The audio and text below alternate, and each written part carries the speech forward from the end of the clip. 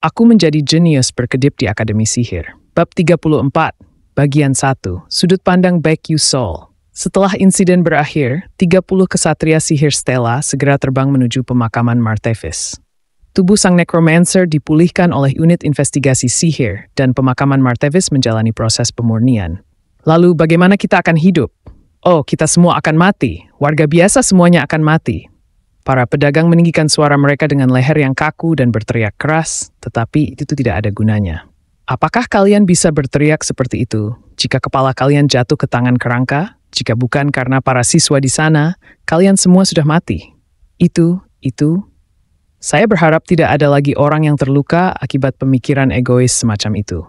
Kami akan memulai pemurnian hari ini. Oh, tolong beri kami sedikit waktu. Segera!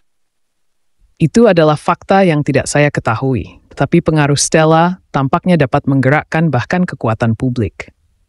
Para siswa kembali ke rumah dengan selamat menggunakan kapal udara yang dioperasikan oleh Stella. Segera setelah saya kembali, saya mendengar ucapan pedas dari instruktur Hanwol. Seseorang berkata bahwa dia akan berlatih di tempat dengan pegunungan yang indah dan udara segar. Tetapi mereka malah menuju ke tempat perburuan. Udara di pemakaman itu cukup menyegarkan, bukan? Meskipun ada sarkasme, saya tidak punya kata-kata untuk diucapkan. Saya hanya turun karena ada sesuatu yang terjadi di jalan. Saya mengerti. Anda dikenakan sanksi sesuai aturan. Tidak ada pengecualian. Lee Hanwol berbalik dan menambahkan. Namun, Anda melompat ke medan perang tanpa ragu-ragu untuk melindungi teman-teman Anda. Meskipun melanggar aturan sekolah, Anda telah melakukan pekerjaan yang sangat baik. Saya akan memberi Anda hadiah yang sesuai, jadi harap tunggu. Ya, terima kasih. Saya akan merasa tidak enak jika meskipun telah melakukan pekerjaan dengan baik, saya hanya menerima poin penalti. Aku lelah. Hari hampir fajar. Langit malam yang ungu sangat indah, tetapi matahari akan segera terbit. Paha saya masih sakit. Meskipun Edna dan seorang terapis yang sangat ahli memberikan pertolongan pertama, saya akan terus merasakan sakit selama beberapa hari. Untungnya, itu bukan cedera serius. Dan anehnya, saya pulih lebih cepat daripada orang biasa. Sehingga terapis mengatakan saya bisa kembali ke kelas segera. Mungkin karena pengaruh retardasi akumulasi mana, kemampuan pemulihan saya juga meningkat.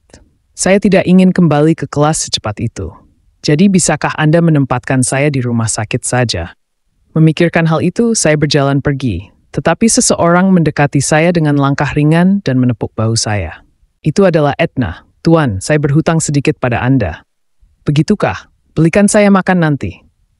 Makan dari seorang siswa yang tidak punya uang untuk makan sendiri? Saya juga seorang siswa.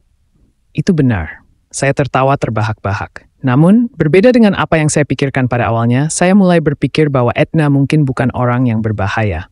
Karena para pemain memanipulasi Edna dalam permainan, ada banyak kasus di mana bakat dan peluang Aisel dirampas olehnya. Tetapi Edna yang sebenarnya tidak seperti itu.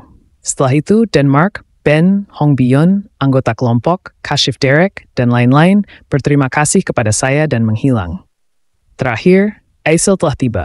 Namun entah bagaimana, ekspresinya cukup suram. Saya melihatnya dan merasakan firasat buruk. Mengapa dia seperti ini? Aisel adalah seseorang yang selalu hidup dengan senyum cerah di wajahnya. Di balik itu, tidak peduli beban apa yang dia pikul, dia tetap teguh dan mengatasi kesulitan serta penderitaan. Dia adalah karakter yang sangat hebat. Saya benar-benar berterima kasih untuk hari ini. Belikan saya makan nanti.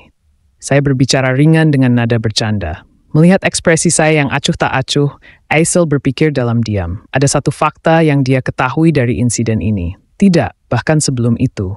Ada banyak orang luar biasa selain aku di dunia ini. Dia menganggap dirinya seorang jenius. Pemikiran itu tidak berubah, bahkan sekarang. Namun, ada banyak jenius yang sama baiknya dengan dia, atau bahkan lebih baik dari dia. Baru setelah memasuki Akademi Stella, dia mengetahuinya. Dunia itu luas dan ada banyak jenius. Dia masuk ke akademi dengan niat menjadi yang terbaik, tetapi dia menyadari bahwa itu tidak bisa dicapai dengan mudah. Dia harus menjadi yang terbaik. Jadi, dia telah bekerja keras untuk menjadi yang terbaik. Namun sekarang, dia punya pertanyaan. Benarkah? Apakah itu akan berhasil hanya karena aku berusaha keras? Ada begitu banyak jenius yang sudah meninggalkannya di belakang, meskipun mereka seusia dengannya. Pikiran-pikiran menyedihkan semacam itu terus menghantuinya, dan Aisel berjuang untuk menahannya. Dia menekan semua kecemasannya ke dalam hatinya. Kecemasan lebih menakutkan daripada ketakutan. Ketakutan adalah respons terhadap bahaya yang terlihat dan nyata, sedangkan kecemasan berasal dari bawah sadar. Bisakah aku melakukannya? Jika aku membatasi ambisiku dengan pemikiran sempit seperti itu, pencapaianku pasti akan terbatas. Jika luka yang mendasarinya tidak diobati, seberapa banyak obat yang diaplikasikan berulang kali, luka itu tidak akan pernah sembuh sepenuhnya. Karena itu sangat banyak. Jadi tanpa disadari, Aisel bertanya padaku, bisakah aku melakukannya juga? Ketika saya ditanya pertanyaan itu, wajah saya menunjukkan ketenangan yang luar biasa dan ekspresi acuh tak acuh sebelumnya tidak terlihat lagi. Itu adalah pertanyaan yang sangat-sangat buruk. Bukan karena pertanyaan itu sendiri sulit, namun itu adalah pertanyaan yang seharusnya tidak dia tanyakan. Dalam alur asli, Aisel melewati semua ujian yang harus dilalui seorang protagonis. Dan entah bagaimana, dia berhasil melewatinya. Serangan sang necromancer pasti sama. Dia pasti mencoba mengatasi kesulitan dengan strategi, dan pada akhirnya usahanya pasti membuahkan hasil. Namun, karena saya campur tangan, Aisel hanya diberikan cobaan tanpa narasi mengatasi yang muncul. Yang dia lakukan hanyalah mengandalkan orang-orang di sekitarnya untuk diselamatkan. Jadi, tidak peduli berapa banyak episode yang dia lewati, dia tetap berhati lembut. Aisel menahan beberapa tetesan yang tidak berbahaya, kemudian terbiasa dengannya dan menahan hujan. Dan akhirnya, dia mampu menahan air terjun dan bahkan tsunami. Melalui itu, Aisel sepenuhnya kehilangan perlawanan terhadap cobaan itu sendiri. Namun, siklus di atas terganggu karena kehadiran saya. Apa yang harus saya lakukan? Tidak ada gunanya memberikan penghiburan yang tidak berdasar. Kata-kata kosong tidak ada artinya. Itu hanya akan melukai dia lebih dalam. Jadi, saya berbicara dari lubuk hati saya. Saya tidak berpikir Anda perlu bertanya pada saya. Anda sudah tak tersentuh bagi orang lain. Anda telah mencapai apa yang Anda inginkan. Apa? Seorang gadis yang kehilangan orang tuanya di usia muda dan ditinggalkan sebagai anak seorang pengkhianat. Namun dia tidak menyerah pada hidupnya pada akhirnya, dan dia tenggelam dalam dunia sihir. Pada hari bersalju, dia menyembunyikan tubuhnya di bawah sebuah gua dan gemetar. Tetapi dia belajar dengan buku sihir yang dia beli dari toko buku bekas, dan dia tidak punya uang.